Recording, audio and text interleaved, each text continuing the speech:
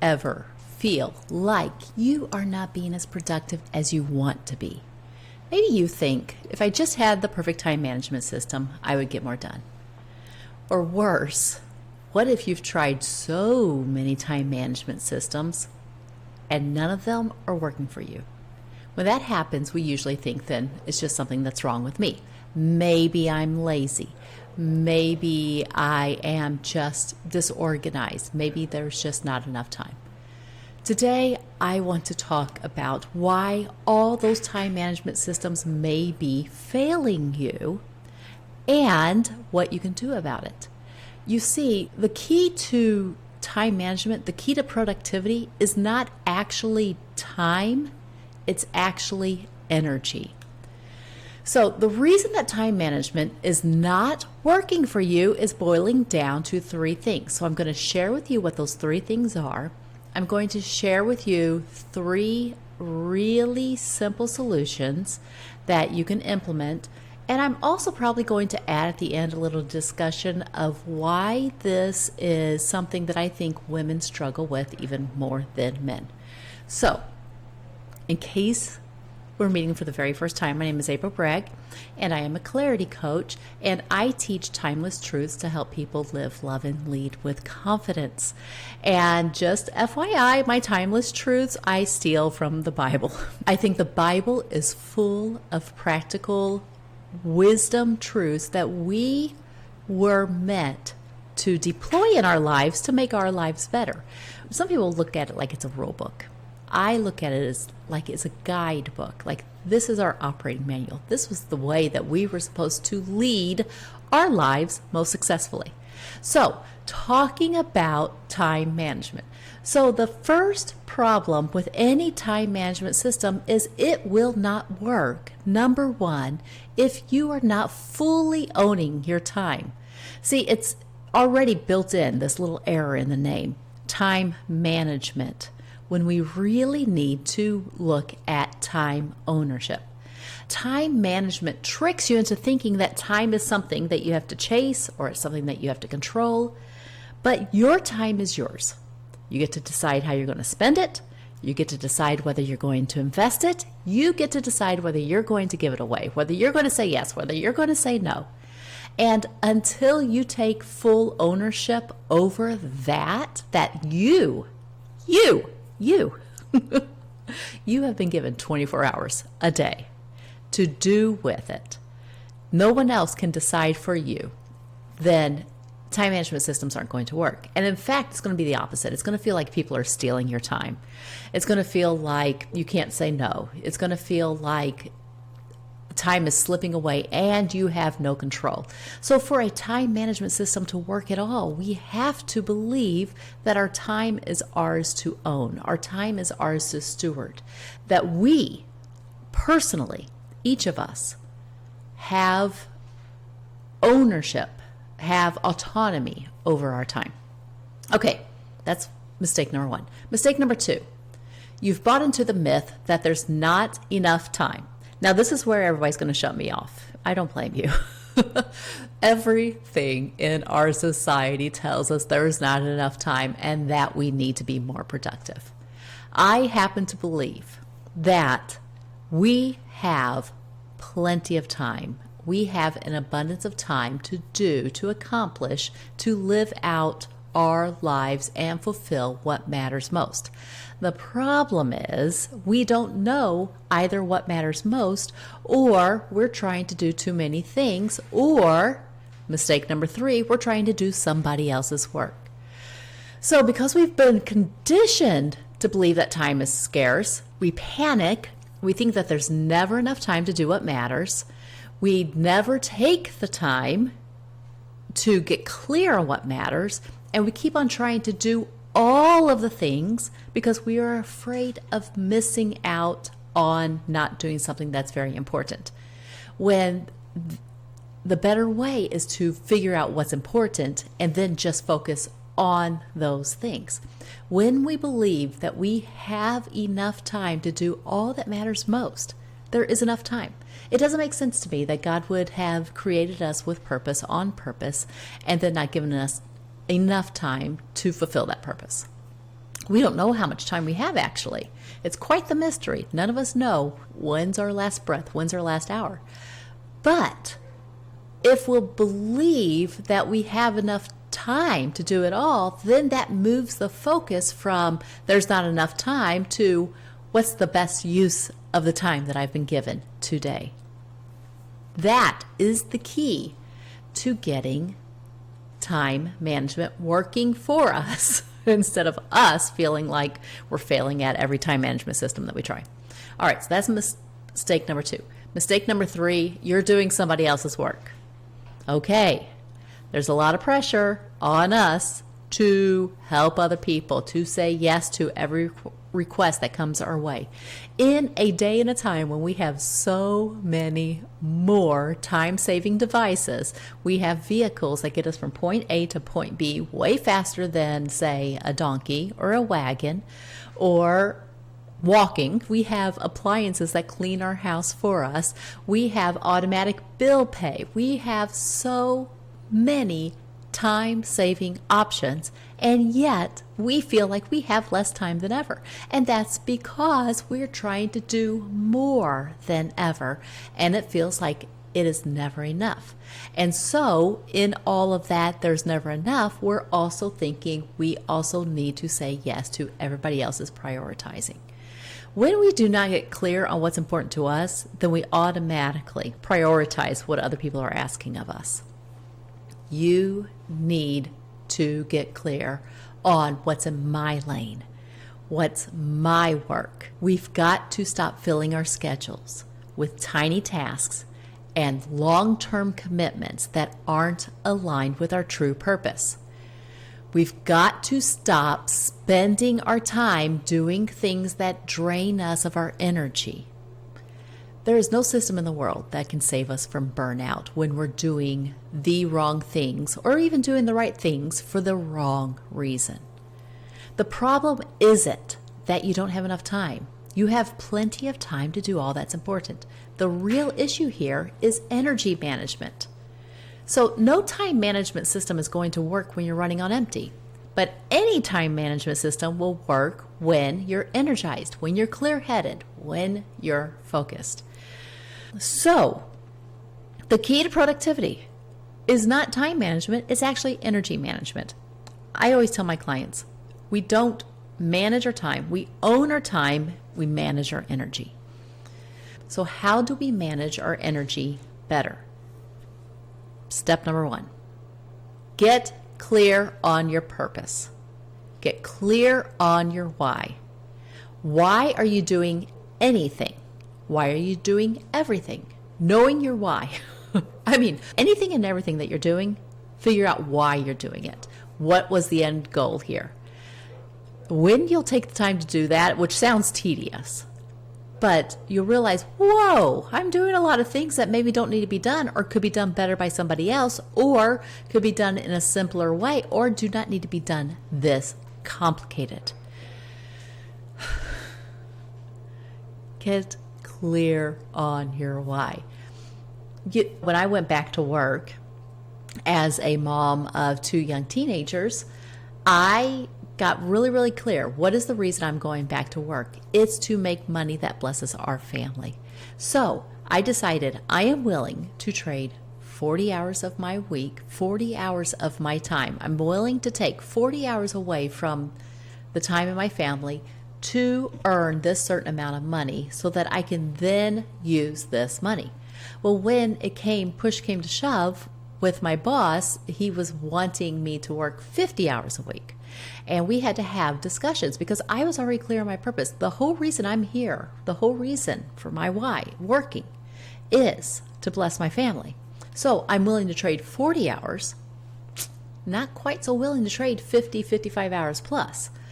And because I was so clear on my why, that it gave me the courage and the conviction and the confidence to say to him, listen, I am not okay with this.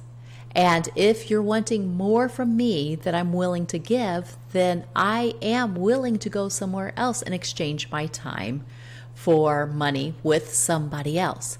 This is the power of when we own our time. I was owning that I am trading my 40 hours for a certain amount of money. I'm not trading 50 hours. I'm not trading 60 hours. I'm trading 40 hours. You know, time is literally just a measurement of exchange. The only thing is, it's like our most precious measurement of exchange. You know, we can sell our plasma to make more money. We can sell our time to make more money. Those are two very precious items to sell. We can sell our expertise to make more money.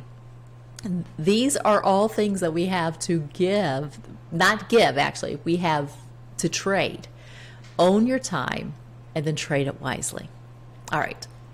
The other point that I want to make about getting clear on our purpose is when we have that certainty of purpose, when we really know why we're doing what we're doing, then that actually does feed positively into our energy instead of taking away from our energy. See, if I had the conversation with my boss that, hey, you're taking too much of my time. You hear the language, you're taking my time. I'm not owning my time. You're stealing it from me. Then I feel victimized. Then I feel deflated. Then I feel like I have no option. That's exhausting. But when I say, no, my time is my own, and I'm willing to trade this much of it for this. And here's the reasons why I'm willing to trade this much for that much. That creates positive energy in my life. That kind of thinking creates positive energy in my life. So, when we are very sure that what we're doing is aligned with our purpose, then that does give us positive energy instead of feeling like it's taken from our energy. We have a sense of accomplishment at the end of the day because we see that we've poured our time into something that matters to us. Number 2, the solution, how to manage your time better. Prioritize with precision. We cannot do it all. You are not a superhuman, my dear. We can't do it all, but we can always do what matters most. The problem is we keep on getting distracted by what feels urgent or what feels important to somebody else or what's just clamoring for our attention right now. So we want to make sure that we are prioritizing with precision. You want to focus your strongest energy on your highest priorities. Bring your best energy to the most important and also maybe the most difficult tasks. Do not write the term paper that 50% of your grade rests upon when you're the most tired. Give your best energy to your highest priorities. Make the most of your energy. Then do the smaller, less important tasks with the leftover energy. This will help you get more done faster, which then frees up our time for other important areas, like rest, which brings me to solution number 3, the most overlooked solution. We've all fallen guilty of this. We all struggle with this. It's crazy that this is the 21st century and we have so many time-saving devices, and yet this is probably the area that we struggle with more than our grandparents did or our great-great-great-grandparents did, and that is getting enough rest. Sharpening the saw. We do our best work from a rested state. This is how I think about my energy.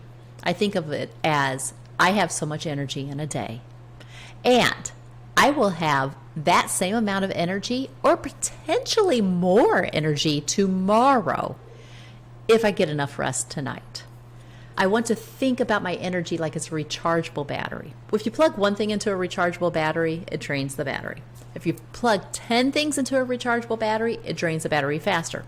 If you recharge the battery for 1 hour, then you have a little bit extra energy. If you recharge your battery for a full 8 to 10 hours, then you have an abundance of energy, and you can then get things done more quickly. And then if you pair that with a prioritizing with precision, and if you know why you're doing what you're doing, then you're going to create this really, really positive feedback loop where you start creating what feels like more time. And so, when you dare to believe that you have time abundance and you start acting like there is enough time and it's possible to create more time for what matters most, and then you take care of yourself, getting enough rest, and then you bring your highest energy to the most important tasks, you're creating that positive feedback cycle where you're getting more and more energy. You're getting more and more ahead of the curve. What's the result of getting more and more ahead of the curve? What's the result of having more energy and more time in your life?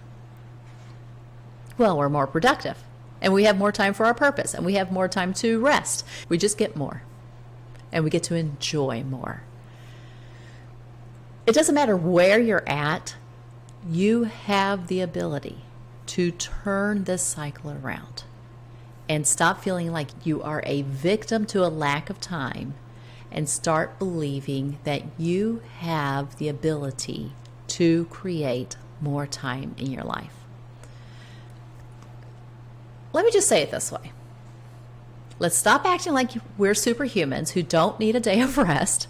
Remember that God created day and night for a reason, that God created our bodies like it is for a reason, that God could have made us into automated robots that do not need to recharge, that do not need to rest, but He didn't. He chose not to. He chose to give us an example of taking a whole day off out of every 7 to rest. He chose to create nighttime so that we could rest. He chose to make us require rest. And every part of our body requires this rest. You understand that when we're sleeping, that is when our physical and mental bodies are recovering from the exertion of the day. And that if we keep on cheating ourselves of the sleep that we need, then we're just bringing a weaker version of ourselves to tomorrow. That's not going to help you. And it's not going to help you help other people long term. Listen, at the end of the day, our purpose isn't just to be productive. It's actually to live purposeful, meaningful lives. So when we focus on being more, then we will naturally do more, and then we'll have more. But too often, we just want to skip over that being part. We want to pretend that we're superhuman instead of accepting, this is who I am, this is the energy that I have today, this is what I have to work with today, this is what I have to bring to today, and therefore, which things deserve the best of my attention and which things am I going to prioritize, knowing that tomorrow I can make a little bit more progress. If we'll stop chasing this, this productivity myth, this, wanting to be, okay, maybe this is not you, but it used to be me. I used to get my self-worth from how productive I was. Oh, and that brings me into what I was going to say. This is why I also think that men and women struggle with this thing of time management in a different way. I think that men struggle with getting their self-worth from how productive they are, how much they can do, how much they can get done, how strong they are, and how much they earn. But I think we as women struggle, generally speaking, with the desire to help everyone with everything. And we resist the notion sometimes that we might need to constrain our help, and that by constraining our help and focusing on what matters most, on the people that matter most to us, on the things that we feel like we were drawn to with purpose, or the things that we are passionate about, when we stop indiscriminately giving our time and giving our energy to everyone and everything and everyone else's priorities, and we start prioritizing those things in our life that we think will make the most difference, we will create a difference in the world that has the ability to transform the world. I really think men, yes, may get their self-worth from, productivity, which has got to stop, okay? We're going to be productive when we are really steeped in what is our purpose. Why are we here? What are we doing? Why are we doing the things that we're doing? Instead of trying to get our self-worth from our productivity. But on the other side, if we don't own our time as women, if we do not own that our time is our own, that our 24 hours are ours to say yes to and to say no to, and to invest in other people and to invest back in ourselves, to take care of ourselves so that we can keep on investing more time and more energy into the things that matter most to us, and daring to define for ourselves what those things are, rather than leaving them up to somebody else to define them for us. That is the struggle that women have, and that will be the key to our productivity. Not that productivity is the point. It really isn't. We were not created to be productive. We are naturally productive when we are being who we were created to be. Hear that. Allow that to seep into you. An apple tree was not created to be productive. An apple tree is productive when it's focused on being an apple tree, and when the gardener is focused on taking care of the apple tree and not wishing that it were a pear tree, and not expecting it to hurry up and give it more apples, but understanding that there are seasons, and that as you nourish the apple tree will bear more fruit. That's us. When we focus on productivity, it's like we're trying to squeeze more apples out of the apple tree for some reason, instead of just letting the apple tree be the apple tree and us taking care of the apple tree, knowing that when we take care of the apple tree, it will be more productive. So when we focus on our purpose, when we focus on that and get in touch with that and take care of ourselves as the most important asset, it will naturally create a positive productivity loop. Does that make sense? I hope it does. All right. If you have any questions, put them in the comments below. If you have any thoughts for or against, I'd love to hear it. If you liked this, then hit the like button. If you think it would help somebody else, I invite you to share with others. If you would like more, then make sure that you sign up for my newsletter, Brag About Life. You can go to aprilbragg.com and scroll down to the bottom of the page, and you can join the newsletter. And if you'd like personalized help, then I invite you to join me on a clarity call. I'll put the link in the description. It's for people who are ready to take their purpose to the next level.